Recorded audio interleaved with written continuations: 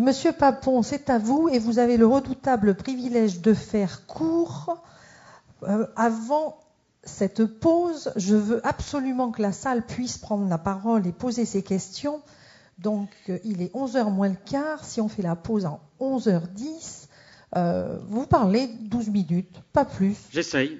Alors, Monsieur Papon, je disais que vous avez été directeur général du CNRS et vous vous intéressez à ces questions d'énergie depuis très longtemps.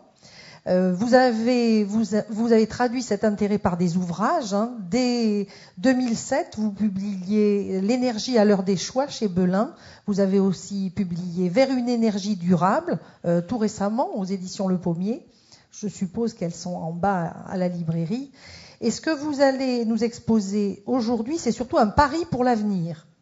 Et Francis Rocard, tout à l'heure, parlait des ruptures. C'est vous qui allez peut-être nous exposer ce que recouvre ce terme des ruptures, auquel vous êtes très attachés. Ces ruptures, elles peuvent venir de percées scientifiques qui, par définition, on ne peut pas dire ce qu'elles vont être, mais par définition aussi avec la science, on sait qu'il va y en avoir. Et donc, vous êtes plutôt optimiste. Oui. Vous êtes optimiste. Voilà, c'est bien pour ce début de table ronde. Je suis plutôt optimiste, oui. Cette fin de table ronde, voilà. Pardon. Allez-y, parlez-nous du temps des ruptures. J'essaye d'abord de faire passer les diapos. Parlez près du micro pour qu'on vous entende bien. Pardon, là. Donc, je vais quand même revenir un tout petit peu en arrière avant de parler de rupture en m'appuyant sur des scénarios énergétiques. Et montrer qu'il y a des contraintes. Alors là, j'ai représenté ces scénarios de consommation d'énergie par des vieilles pompes à gazoil des années 50. Je pense que depuis lors, mon ami Jean-François Münster a modernisé ces pompes, si je puis dire. En l'an 2000, donc ce sont des scénarios de l'Agence internationale de l'énergie. Premier scénario optimiste, tout va très bien, Madame la Marquise. En l'an 2000, on consommait 10 milliards de tonnes d'équivalent pétrole. Toujours, on était à 80% de fossiles. En 2035, on continue, et on est dans une fourchette de 15 à 18 gigatonnes d'équivalent pétrole. Notre pompe à énergie, elle fait toujours 80% de fossiles. Ça, c'est le scénario sans crise économique. Alors, on doit quand même se poser une question. On doit quand même se poser une question. Si on pense que cette énergie carbonée n'est pas durable, parce que Jean-François Münster l'a expliqué, ces réserves, elles sont forcément limitées, que la menace d'un réchauffement climatique est réelle, cette rue du carbone, cette Via del Carbone, une photo que j'ai prise en Italie, elle est probablement, peut-être pas une impasse, mais elle va déboucher sur une crise, probablement. Si vous arrivez à le voir, en petits caractères, c'est marqué en dessous Vicolo del Carbone. Dans le temps, c'était une petite ruelle qui est devenue une grande rue. Bon, donc c'est pas durable, ça n'est pas durable. Donc, nouveau scénario qu'a proposé l'Agence internationale de l'énergie l'année dernière avant Copenhague et là un peu modernisé avant Cancun. On essaye de limiter à 2 degrés le réchauffement climatique entre 1800 et début de l'âge industriel et la fin du siècle. Donc, qu'est-ce qui se passerait dans notre pompe? Là, j'essaye de la trouver. Ouais. Sur notre écran. Ça y était bien. Voilà. Ça y était bien. Voilà. Donc, non, pardon, ça y est pas. Là, ça c'est la précédente. C'est la précédente.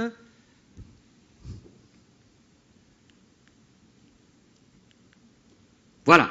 Voilà la pompe de 2035. On est à 15 gigatonnes d'équivalent pétrole. Elle est un peu plus mince, mais surtout, on est à 63% d'énergie fossile. 63% d'énergie fossile. Donc là, c'est peut-être une rupture, disent certains, mais disons que c'est une transition énergétique. Qu'est-ce qu'elle implique, cette transition ? Donc, des contraintes sur les filières. Je fais comme répéter ce qu'ont dit mes prédécesseurs, si je puis dire. Bon, à droite, vous voyez la croissance de la part des différentes filières jusqu'en 2035. Le pétrole, il continue un peu son petit bonhomme de chemin jusqu'en 2020, parce qu'on n'a pas d'alternative qui tienne la route, si je puis dire, aux produits pétroliers.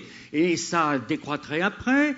En revanche, la part des énergies carbonées, c'est la courbe ici que je montre en pointillé qui monte très fort. En 2035, ça serait 37%. 37, c'est 100 moins 63. Et puis il y a une courbe qui tombe fort. c'est le charbon, je vais y revenir dans un instant, qui tomberait à partir de 2020. Et toutes les courbes du bas, eh bien, c'est l'énergie nucléaire dont on a parlé juste avant, et toutes les autres énergies renouvelables. Donc il faut combler le non carboné, si je puis dire. Combler le non carboné en diminuant le charbon, en augmentant la part des énergies renouvelables, Francis Meunier vient d'en parler, des biocarburants, de l'hydraulique, là où on peut construire des barrages. Je passe. Alors maintenant, est-ce que cette transition énergétique, elle impose des contraintes? La production d'électricité, en évitant les énergies fossiles. Aujourd'hui, 40% de l'électricité dans le monde est produite avec du charbon, 80% en Chine, 95% en Pologne, de l'électricité polonaise vient du charbon. Hein, donc, bon, petit bonhomme, il fait noir mine, là. Les transports, par quoi remplacer les carburants pétroliers? On n'a pas encore d'alternatives qui tiennent complètement la route, c'est le cas de le dire. Il faut faire des économies massives dans l'habitat, concevoir des villes nouvelles, hein, pas du style de celles qu'on nous a montrées hier sur le film d'Arte, hein, et puis ne pas oublier, Jean-François Münster l'a indiqué, de l'énergie pour le développement. Hein. 70% des habitants de l'Afrique subsaharienne, ils n'ont pas l'électricité. Bon, alors, des ruptures. Ah oui, des ruptures. Qu'est-ce que c'est, des ruptures? C'est un changement de paradigme, hein, comme on dit, c'est un terme un peu compliqué, disons de modèle, de théorie physique. Alors on peut procéder en deux temps, hein, comme dans la pièce En attendant Godot. Il y a un certain nombre de chantiers sur lesquels il faut faire des progrès. Il n'y a peut-être pas besoin de rupture, mais il y a des progrès massifs à faire. J'en mentionne juste deux, je ne vais pas vous asséner cette liste-là. Production d'électricité qui doit être à la fois centralisée, les centrales nucléaires, mais aussi les éoliennes. Et là, le réseau, il faut qu'il soit capable d'accepter ça. Il n'aime pas ça. Hein. Alors, le réseau électrique, dans PACA, il n'est pas terrible, hein, d'ailleurs.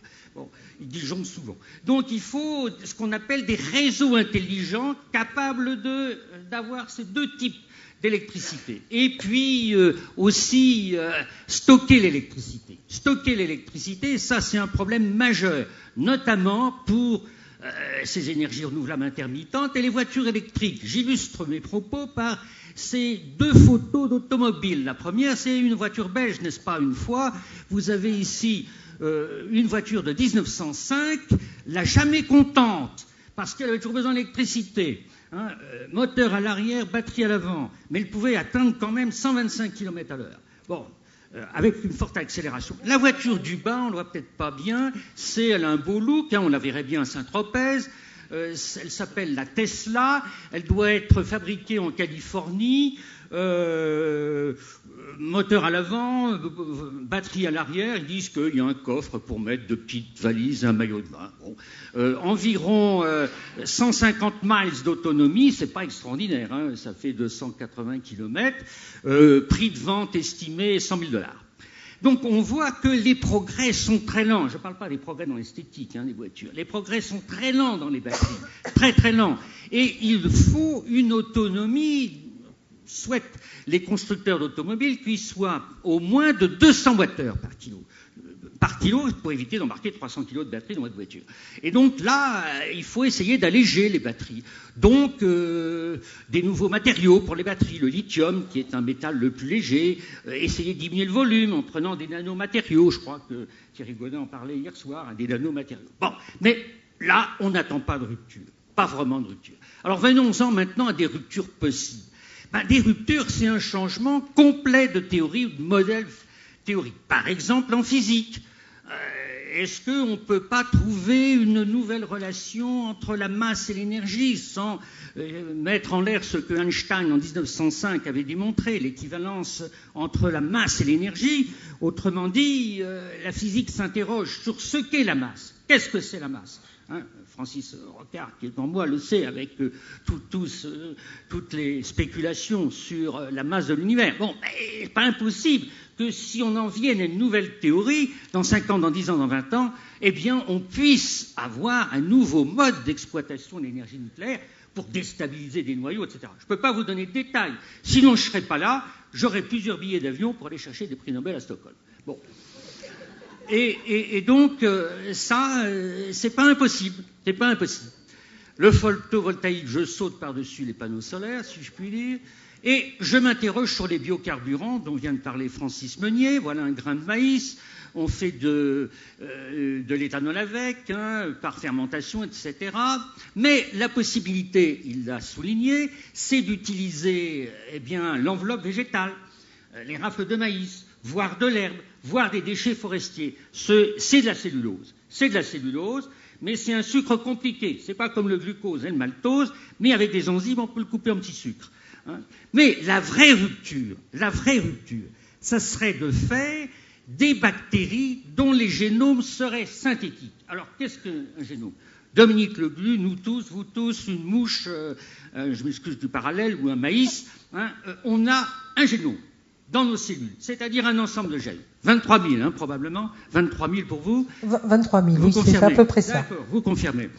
Mais on peut rabouter des morceaux d'ADN, je simplifie les choses, pour faire un génome complètement synthétique, l'intégrer dans une bactérie, en espérant, ayant programmé, qu'elle produirait avec un très bon rendement, par exemple, des enzymes qui dégraderaient la cellulose. Et là, c'est ce qu'on appelle la voie de la biologie synthétique. Et depuis 2-3 ans, il y a des publications qui vont dans ce sens-là, notamment américaines. Et donc là, ça serait une vraie rupture. Une vraie rupture, je mentionne, j'en parle à l'aise, d'autant plus que je suis physicien, on peut manipuler les génomes, faire des bactéries synthétiques, je viens de le dire, des variétés végétales avec plus de cellulose et moins de lignine, des OGM, disons, des OGM, des peupliers avec des OGM. L'INRA sait faire ça, il ne le dit pas parce qu'il a peur. Bon. Des algues plus riches en lipides, pour produire du gazole. Donc là, il y a des possibilités. Il y a des possibilités. L'autre possibilité, ça serait de faire la photolyse de l'eau. Qu'est-ce que c'est que la photolyse de l'eau? C'est la décomposition de l'eau H2O que savent faire les végétaux avec l'énergie solaire par la photosynthèse, mais avec un mauvais rendement. Ils prennent H2O, te font de l'hydrogène d'un côté, de l'oxygène, hydrogène recombiné avec le gaz carbonique pour faire des sucres, par exemple. Mauvais rendement, 3 pour 1000. On s'en contente avec l'agriculture. Mais si on pouvait faire des catalyseurs, c'est-à-dire des enzymes complètement synthétiques, organiques ou inorganiques, et que le rendement soit 10 fois meilleur, alors là, on pourrait peut-être produire de l'hydrogène, dont vous avez parlé, pour faire des piles à combustible, voire des hydrocarbures. Moi, je mets un point d'interrogation, je ne sais pas ce qu'en pense mon ami Jean-François Meusser, c'est peut-être plus culotté comme rupture. Et j'en viens à la dernière rupture, c'est celle de la fusion dont vous avez parlé, c'est le contraire de la fusion. Là, je dirais Einstein est encore frappé. On prend 2 atomes d'hydrogène, apporte à très haute température, on les fait fusionner. On sait que ça marche, c'est l'énergie du soleil, de la bombe à hydrogène, c'est faisable en laboratoire, sans que tout explose. Mais il y a beaucoup d'obstacles techniques à vaincre avant de faire un réacteur industriel, dont vous voyez ici une maquette, c'est le réacteur ITER, en cours de construction à Cadarache dans la région PACA. Les habitants de la région PACA ont d'ailleurs contribué au financement de ce réacteur pour 470 millions d'euros, ce qui n'est pas négligeable. Vous voyez la taille du réacteur, une quarantaine de mètres, etc. La fusion aura lieu au centre du réacteur, dans un tokamak, c'est la machine. On n'est pas certain que ça marche, je mets 2 points d'interrogation, il n'y aura pas de résultat avant 2030. C'est un pari scientifique et technique. C'est un pari scientifique et technique, et on ne sait pas s'il pourrait être gagné. Il y a d'autres solutions possibles. Mais le coût est évidemment très élevé. Alors je termine maintenant. Il y aura sûrement des ruptures, c'est pour ça que je suis optimiste, mais on ne peut pas attendre. On ne peut pas attendre 15 ans, 20 ans, 30 ans. Il faut faire des choix pour une transition énergétique. Alors j'emprunte cette conclusion à Lampedusa, dans Le Guépard, porté à l'écran par Visconti. Alain Delon joue, qui a dû fréquenter Saint-Tropez aussi, le rôle d'un des héros, Tancrède, un noble sicilien, au moment où Garibaldi, aux portes de Palerme, Garibaldi, qui est natif du coin puisqu'il était niçois, les nobles disent « Ah, il faut tout changer pour que rien ne change ». Moi, je dirais que dans le domaine de l'énergie, il ne faut peut-être pas tout changer, mais il faut commencer à changer les choses pour qu'elles changent. Merci. Merci, Monsieur Papon. Vous nous avez apporté cette graine d'optimisme qu'on retrouve chez certains chercheurs et ça fait tellement plaisir.